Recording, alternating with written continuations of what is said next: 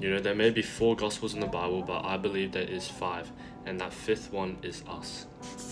So why I believe that we are the fifth gospel is because God uses us as a living testimony, right?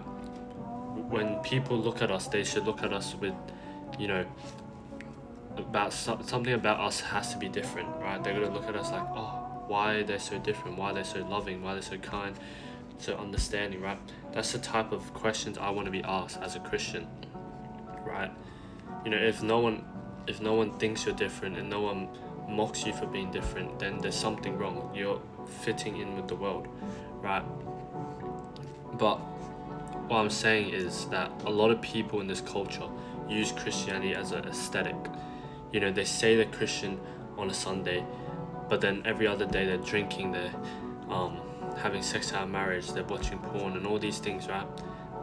Taking drugs, right? That does not reflect what Jesus did on the cross. It doesn't reflect Jesus' life, right? So when people look at us, people don't have Bibles. Some people don't even have Bibles, and the best way they can learn about Jesus is through you, right? It's through your actions, your lifestyle, that when they see your lifestyle, they need to see something that's different, right? When they see something that's different, they're interested. They're like, I want to experience that. Like, who or what, makes you that way? And that's where you can come in and talk about Jesus and his love for them, right? So I just encourage you guys that if you're a Christian, live a life that reflects a Christian, right? If you say you go to church on Sunday, doesn't mean anything. You say because you read the Bible and pray, doesn't mean anything if you don't have a true relationship with God, right?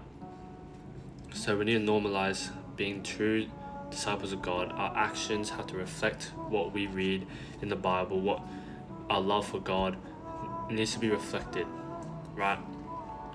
So yeah. So I just want to speak to the people who have been affected by Christians that have treated them wrong, made them feel left out. That's not God. That's not God making them, say those things and do those things. It's themselves, right?